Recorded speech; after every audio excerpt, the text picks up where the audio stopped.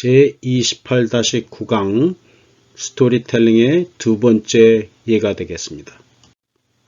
작품은 최고의 작가인 제임스 조이스가 쓴 더블리너스, 더블린의 사람들의 한 에피소드인 아라비가 되겠습니다.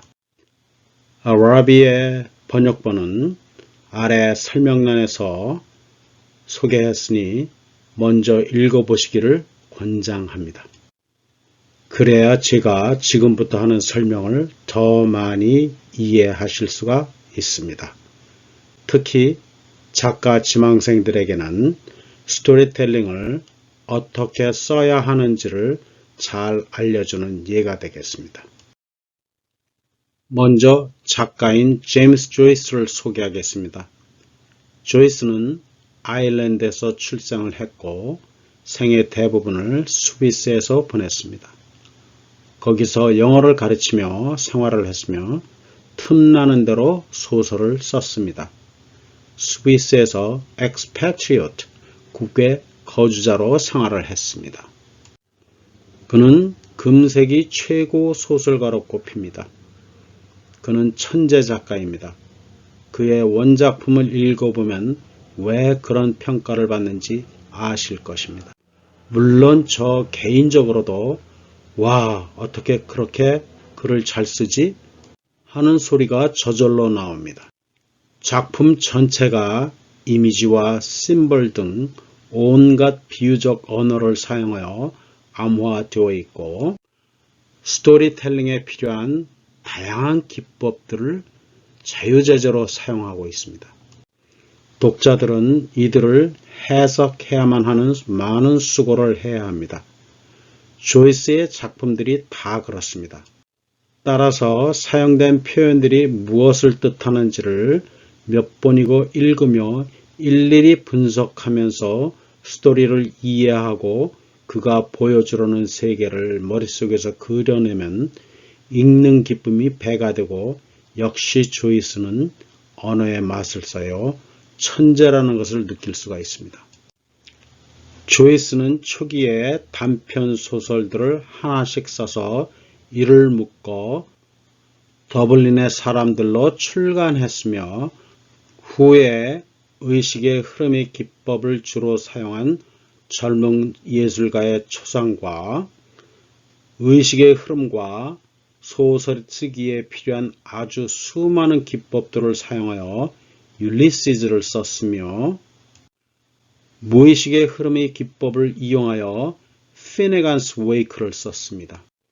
특히 피네간스 웨이크는 꿈속 무의식에서 일어나는 일들을 소설로 쓴 것으로 가장 난해한 작품으로 알려져 있습니다. 그의 작품을 이해하려면 다수의 책들을 같이 읽어야 합니다. 예를 들면 소설 율리시즈를 읽으려면 주인공 레오폴드 블룸의 더블린에서 해가 뜨고 질 때까지의 하루 일상을 26만 5천 단어들을 사용하여 그린 18편의 에피소드의 소설과 이 소설을 해설한 해설집, 그리고 고대 그리스 시대의 일리어드와 오디세이의 오디세이, 또 연관된 성경 내용을 읽고 이들과 함께 머릿속에 떠올려야 소설 율리시즈를 이해할 수가 있습니다. 참고로 율리시즈는 워낙 성적 표현이 많아 1930년대 미국에서 금서로 지정되었습니다. 제임스 조이스의 초기 작품 더블린의 사람들은 파노라마 기법으로 구성되었고, 즉 15개의 독립적인 단편들을 하나의 주제로 묶어 소설로 출간한 것입니다. 주제는 에피파니입니다. 에피파니란 자신이 몰랐던 것을 인식하고 깨닫고 그것을 직시한다는 뜻이죠. 15개의 장들 중 하나인 아라비는 조이스의 초기 작품의 맛을 조금 보여줄 것입니다. 조이스의 천재성은 등장인물들을 그려내는데 독자가 공감하는 인간에 대한 일반성을 띠도록 하는 데 있습니다. 즉, 등장인물이 보여주는 특성들이 우리 인간 내면에서 쉽게 발견되는 것들입니다.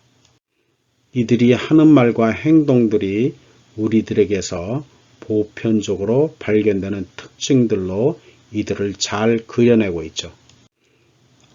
아라비에서도 마찬가지입니다. 사춘기로 접어드는 주인공이 하는 행동은 거의 누구나가 그 시절에 비슷하게 하는 행동임을 알 수가 있습니다. 천진난만하고 경험이 없는 소년이 사춘기에 접어들면서 이성에 대해 눈을 뜨기 시작하여 느끼는 혼란스러운 감정과 자기 기만적 행위를 묘사하여 보여줍니다. 이야기의 핵심은 이야기 끝에서 소년에게 깨달음이 온다는 것입니다. 자신이 스스로 만든 소녀의 허상을 거의 미친 듯이 쫓으며 소녀에 대해 아무것도 알지 못하는 상태에서 소녀에게 왜 선물을 약속했는지, 그리고 소녀를 향해 자신이 한 말과 감정과 행위들이 아무 의미가 없다는 것을, 또한 자신이 할 수 있는 일이 없다는 것을 이야기 끝에 알아차리고 자신에게 허망함과 분노를 느끼게 되죠. 조이스는 시간이 흘러 성인이 된 이를 서술자로 내세워 어린 자신을 주인공으로 삼고 돌아보도록 하며 독자들에게 에피소드를 보여줍니다. 서술자는 회상을 하며 어린 자신을 그려 보여주죠. 소년의 이름을 의도적으로 감춰서 그 소년이 독자 어느 누구도 들 수 있다는 것을 암시합니다. 이야기를 살펴보기 전에 먼저 문화적인 차이를 알아보죠. 즉, 한국 문화에 익숙한 우리 독자들이 아일랜드의 당시 사회와 문화를 알아야 이야기를 좀 더 이해하기 쉽다는 말이죠. 제목부터 보죠. 라비는 조이스가 살던 당시에 열렸던 바자의 이름이다. 바자란 건물 내부에서 특별히 서는 장이라고 해석될 수 있습니다. 시장의 모습이 바자에 근접하며 다양한 물건들을 팝니다. 예를 들면 남대문 시장이나 동대문 시장에 가면 그 분위기를 느낄 수가 있죠. 이야기에선 신비함을 부각시키기 위해 제목으로 아랍이란 이름을 썼습니다. 당시 유럽인들에겐 동양이란 이야기 아라비안 나이트처럼 미지의 세계로 알려져 있습니다. 동경의 대상이지만 실제로 시장에 가면 별것이 없죠.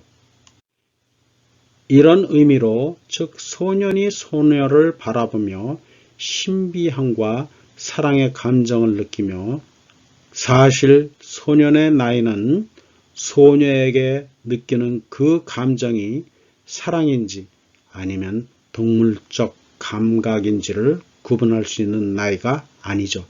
그래서 자신이 마음대로 그려낸 사랑을 열정적으로 추구하며 이상한 행동과 행위를 시작하게 되죠. 하지만 소년의 그 감정은 그 근거를 파고들면서 곧 허구의 바탕을 둔 것이 드러나게 됩니다. 소년이 아랍이라는 바자를 가보니 실상 자신이 인식한 것과는 판이하게 다른 것처럼 말이죠. 그 바자에서 소년이 할 수 있는 일이란 아무것도 없다는 것을 소년은 나중에 깨닫게 됩니다. 아랍이라는 제목은 소년의 감정이 낭만적이라는 것을 암시합니다. 낭만적이라는 말 뜻은 현실과 거리가 멀다는 소리와 마찬가지입니다. 다음으로 여러분들이 알아야 할 부분은 아일랜드는 가톨릭 국가입니다. 따라서 작품 전반에 걸쳐 이의 영향을 볼 수가 있습니다. 첫 장면에서 등장한 크리스천 학교, 죽은 신부와 그가 즐겨 읽은 책들과 재산을 소유했던 타락상, 소년들이 뛰어노는 정원을 버려진 에덴 동산에 비유한 거며, 이 밖에도 등장인물들도 천주교와 밀접하게 말과 행위를 합니다. 또한 이 일을 기반으로 조이스는 어두움과 밝음, 오름과 타락, 삶과 죽음을 대비하여 이야기를 끌고 갑니다. 이런 사회에서 소년이 헤매는 모습을 조이스는 그려내려 했습니다. 주인공 소년에 대해 알아봅시다. 소년은 사춘기의 이성에 눈을 뜨기 시작한 고아입니다. 부모가 아니라 친척인 아저씨와 아주머니 집에서 같이 삽니다. 이로 인해 주인공인 소년에겐 멘토가 없습니다. 즉 인생을 가르쳐줄 인물이 없다는 거죠. 모범이 될 만한 등장인물들도 없습니다. 따라서 경험이 없는 소년은 모든 것을 혼자 배워야 하는 상황입니다. 독자들은 그가 본능에 충실한 모습을 볼 수가 있습니다. 조이스는 반동인물, 소년의 친구 망간의 누나인 소녀에게 두 가지 이미지를 부여합니다. 종교와 성적 이미지입니다. 첫 번은 크리스찬의 이미지인 마리아입니다. 순결함을 보여주고 존경을 표시해야 하죠. 두 번째는 유혹의 대상입니다. 소년이 소년을 처음 봤을 때 소년이 인식한 소녀의 모습은 불빛의 치마 속에 비쳐 보이는 성적 매력을 띤 그녀의 실루엣입니다. 실제로 소년은 이 이미지에 끌려 자신의 감성에 묶이게 됩니다. 소년은 소녀의 이 두 가지 이미지에 이끌려 소녀에게 다가가지도 멀어지지도 못합니다. 그리고 사랑이라는 홀에 춤을 추기 시작합니다. 연주자의 기교에 따라 음을 내는 악기처럼요. 분석을 시작하기 전에 다시 한번 정리를 해보죠. 아라비아 주제는 에피파니, 경험하고 깨달음입니다. 스스로 만든 허상에 빠져 이를 추구하며 쫓고 있지만 현실에선 소녀를 잘 알지 못합니다. 그녀의 모습에 마음이 이끌려 행동을 하지만 이야기 끝에 자신이 추구하는 것이 허상이라는 것을 깨닫고 절망을 하죠. 조이스는 자서전적 요소들을 작품에 사용하고 있습니다. 자신이 어릴 때 살았던 동네의 모습, 자신이 경험한 카톨릭 등을 작품에서 사용하고 있습니다. 그리고 주제에 맞춰 구성, 등장인물, 배경, 사건 등을 소개하기 위해서 다양한 비유적 언어들을 사용하고 있습니다. 이들의 묘사는 주인공의 행위를 잘 표현해주고 있습니다.